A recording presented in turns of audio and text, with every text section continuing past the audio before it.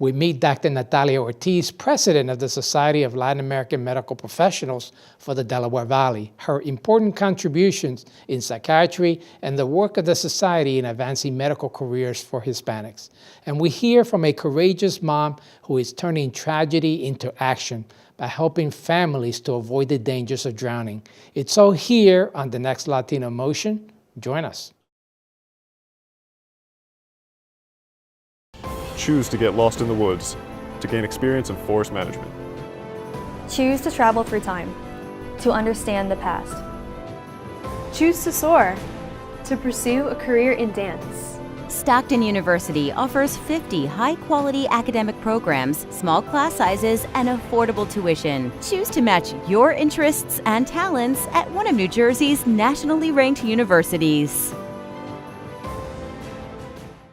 Latino Motion with Bert Lopez is presented by Latino Motion Public Affairs Media, a New Jersey nonprofit corporation, and Stockton University. This edition of Latino Motion with Bert Lopez is brought to you by the HD Studios at the campus of Stockton University. Funding for Latino Motion is provided by Atlanticare, healthcare you can believe in. Atlantic City Electric, energy for a changing world, and South Jersey Gas. Welcome to Latino Motion, a weekly interview show highlighting issues impacting New Jersey's Latino community while advancing understanding of Latino cultural heritage and contributions to our society. And here is your host, Bert Lopez. Buenos dias and welcome to Latino Motion. I'm happy to have as my guest the distinguished Dr. Natalia Ortiz, who is the president of the Society of Latin American Medical Professionals for the Delaware Valley, and she holds a number of other important roles. Dr. Ortiz, thank you for coming on this show. It's an honor to have you here. Thank you very much, Mr. Bert Lopez, for inviting me to Latino Motion. In addition to your role as the president of the Society for Latin American Professionals, you're also with the Lewis Katz Temple School of Medicine, associate professor of clinical psychiatry, and medical director of the psychosomatic medicine services. Very key roles, very important roles. Tell me more about these roles. Thank you for asking. Well, my main role at the School of Medicine at Temple University is to be an educator of the medical field in the area of psychiatry. We work to understanding or trying to find out what's the reason why patients have certain behaviors. Behaviors can be secondary to psychiatric disorders, but also secondary to medical conditions, neurological conditions, side effects to medications, complications from surgery, and on. So my role is to treat the patients, evaluate the patients, educate medical students, residents training in psychiatry, neurology, and medicine. And I also, apart from that, I see patients in the clinic. I have a clinic in which we provide services evaluating patients that have behaviors secondary to a psychiatric disorder, but they have complicated medical conditions that can interfere with the treatment. The treatment is provided in the form of medication management, but also in the form of psychotherapy, or what they call talking therapy. That is extremely important work that is really essential for advancing good mental health, and so great to have a Latina such as yourself in that position. So tell me a little bit how you got involved in this career path. Well, it's a long story, but I'm going to make it brief. I was a chemist in Puerto Rico. I was thinking about studying medicine all my life, but I wanted to make sure that I made it to the School of Medicine. Sometimes it's hard to get to the School of Medicine, so I decided to study chemistry to perhaps, if I didn't get it to the medical school, I got a license to practice a career in chemistry. Once I made it into the School of Medicine, I wanted to be a radiologist because I was a chemist before, so it kind of makes sense. I wanted to specialize in nuclear medicine. But it wasn't until I was a third-year medical student when I became in contact with patients and went through my clerkships and interacted with the patients that I decided that the best was for me to study psychiatry. And because it had the best worlds, it had you understand the patient, the mind, and the body, how are they connected? So then after that, I decided to move to the United States because there was only a few schools that provided the education in psychiatry. So applied to different schools in the area of Northeast and Southeast of the United States.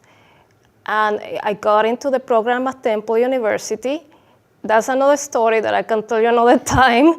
How did I decide to become a psychosomatic medicine physician? That also happened during my career as a resident. Originally, I wanted to be a child and adolescent psychiatrist, but during the 4 years of training, I saw the need to understand more about how the mind and body interacted and how medical conditions affected the psychiatric behaviors and how psychiatric behaviors affected the body. So that's in the conclusion how it happened. This sounds like a very winding road to get ultimately to the career, and lucky for us that you got there. We're going to take a quick break. We're going to continue this discussion. We'll be right back with more Latino Motion.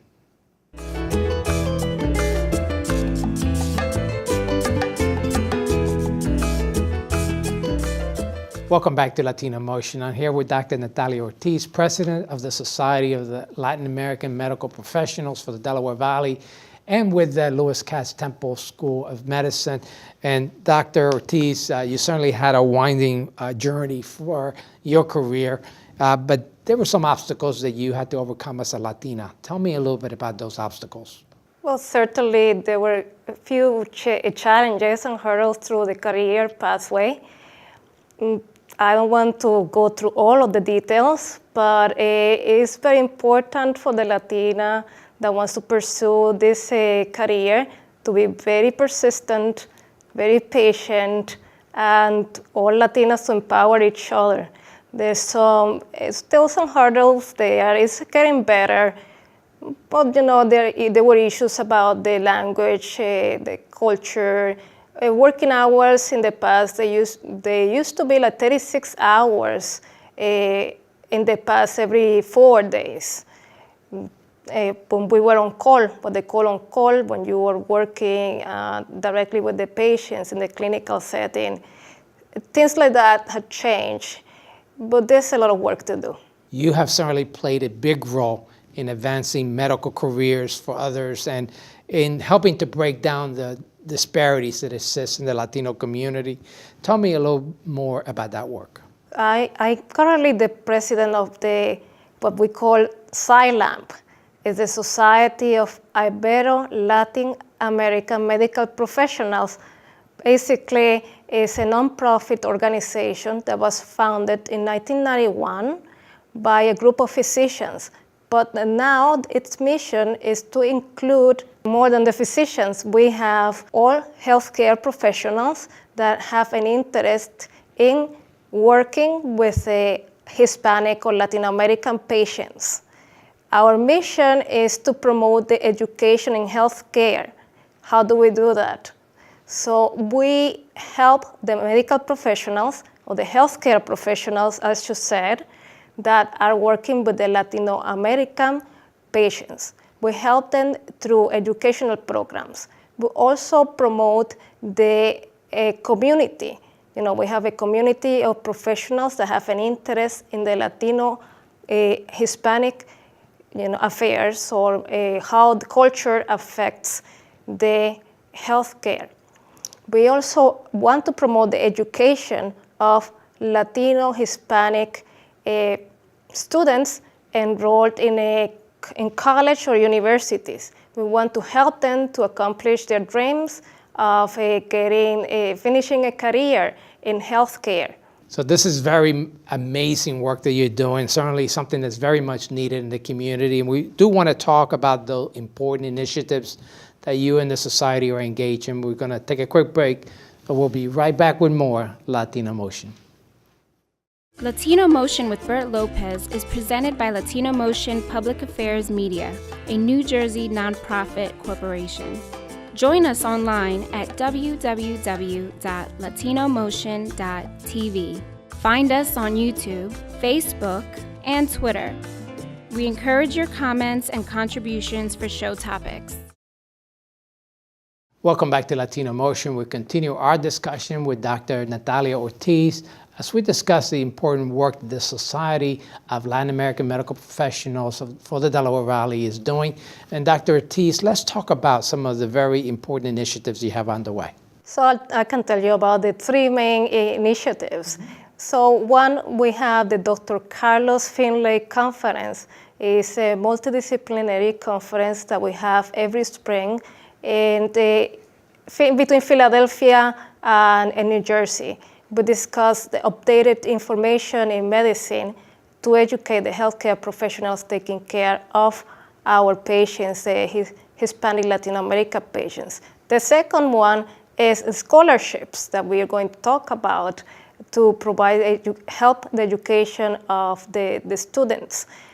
The third one is the work that we do in conjunction with other organizations educating the community, the Latino Hispanic community, in important topics according to the healthcare. One obstacle for many Latinos is funding, and certainly scholarships are a very big help. Tell us a little more about the scholarship opportunities. So the scholarship program is going to select a group of students that are enrolled in a career on healthcare that are from Hispanic Latino American descent. These students, they have to fulfill a criteria, specifically an interest to help the community. They will write an essay with their interest in collaboration with the community, their future goals in the healthcare career. They also get a recommendation from a professor, faculty member, or from the dean of the school, and they present their curriculum vitae. So the idea that we have after having multiple applications, and this year we had a group of applications, we actually have members from the health community reviewing these applications to select 2 to 3 students that will receive the scholarships. Our scholarship gala is going to be on November 18 in the Hilton City Line Avenue, Philadelphia. Apart from the scholarships, we have collaborations with other organizations, La Philadelphia Medical Society, the College of Physicians of Philadelphia, Physicians for Social Responsibility, and other groups. Those groups are going to partner with us to promote opportunities for the students to get some other help and networking and get enrolled in research and programs so they can be successful into fulfilling their careers and finishing their studies. Well, I'm certainly hopeful that you have a lot of support for your event on November the 18th. I want to thank you and congratulate you and the Society for all the great work you do in the community and certainly sharing this vital information with our audience. So thank you so much. And please stay tuned. We'll be right back with more Latino Motion.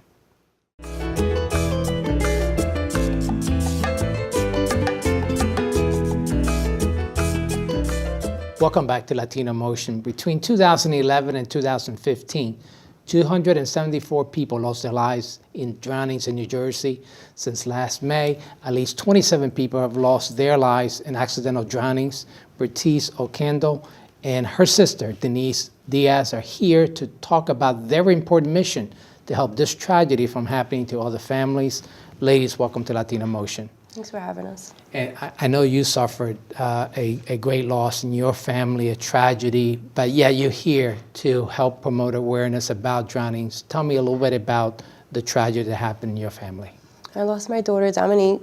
It's been a year. We just celebrated her year, September 4th, on August 27th of last year, 2016. I get a phone call that my daughter was being rushed to the hospital. She was found in a pool, and she's fought for a week, but unfortunately passed away on September 4th, 2016. And since, I broke down, but I did research. I never knew the importance of water safety and that this is the #1 cause of death from children ages 1 and 4. I certainly commend you for your courage to come out and try to spread this awareness. And Denise, why is it so important to get this word out? Again, before the incident occurred with our family, we weren't aware of the statistics of the ages 1 to 4. It's the #1 cause of death. So it's very important for us to know that, let the community know the statistics, let them know that we are here. If their child can't afford swim lessons, we are able to help them, and also with CPR for the families, just in case these things occur. So what are the precautions the parents should take? #1 is supervision. Always be at arm's reach of your children, especially if they don't know how to swim. Put them in swimming lessons, ISR lessons. ISR is Infant Swimming Resources, which they teach children from 6 months to 6 years old how to self-rescue if they was to find themselves alone in the water. Get fences around your pool, 4 foot, with self-closing, self-latching gates, and floaties. Don't rely on floaties alone. And certainly every person who owns a pool has a responsibility, whether you have kids or not, to make sure that kids stay away and that they're safe. A lot of cases, kids, 2 years old, 3 years old, got out of the house and went into a neighbor's yard because the gate was open, ladders was left in. It's very important if you have an above ground pool to remove your ladders after every use. Now, an important mission that you have is to provide swimming lessons. Tell me a little bit about that. Our mission, of course, is to provide swim lessons. I think it gives a child a chance that if they were to fall in the pool, to float, to call for help. That's what we do, and the swim instructor does. And right now you have an arrangement in Atlantic County as well as in Cumberland County for swimming lessons? Yes, we are partnered with Brigantine Aquatic Center, and we are also beginning to partner with a facility in Millville. Holly City Family Center. Okay, we want to talk a little bit more about the great work that you guys are doing and the courageous effort to get this information out. We're going to take a quick break. We'll be right back with more Latino Motion.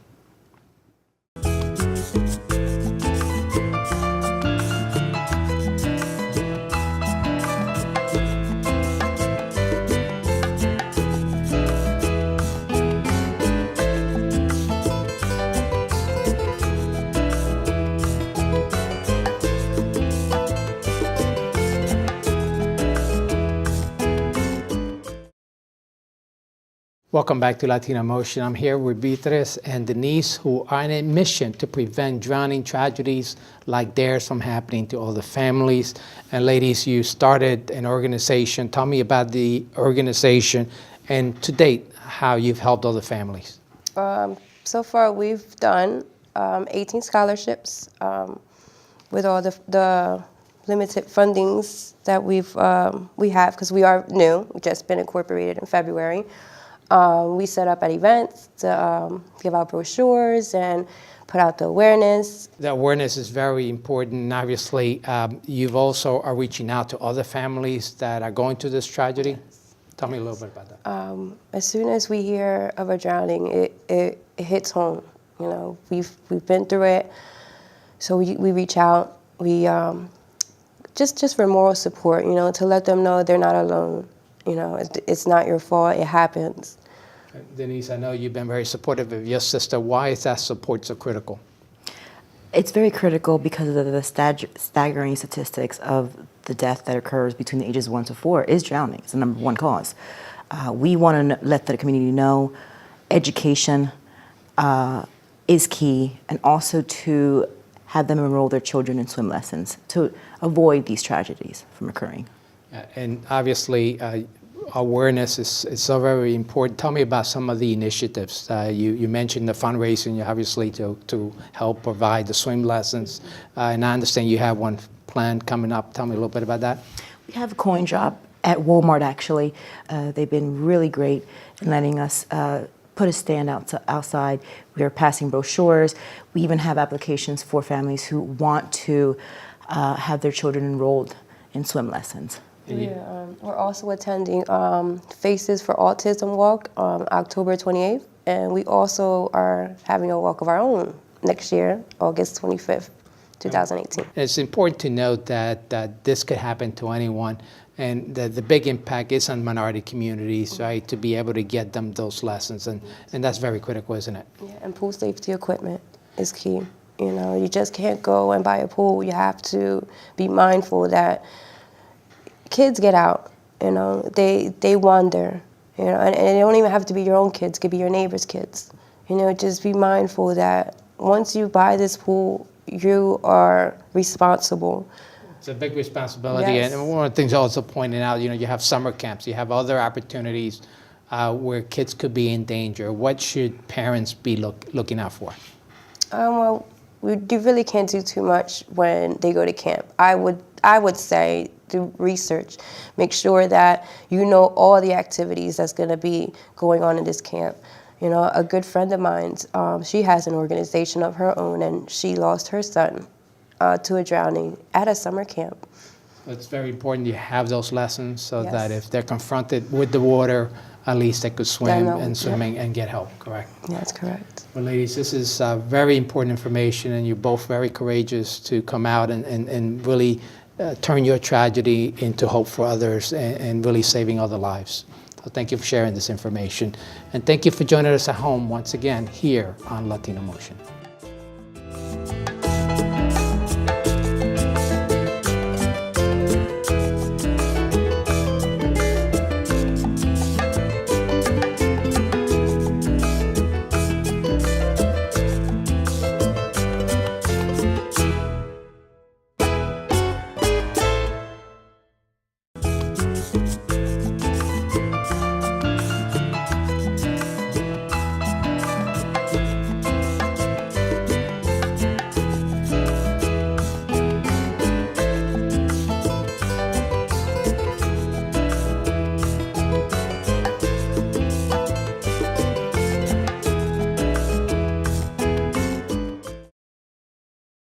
Choose to get your feet wet, to learn more about protecting our environment. Choose to read minds, to understand the human brain. Choose to get your hands dirty, to create a masterpiece. Stockton University offers 50 high-quality academic programs, small class sizes, and affordable tuition. Choose to match your interests and talents at one of New Jersey's nationally ranked universities.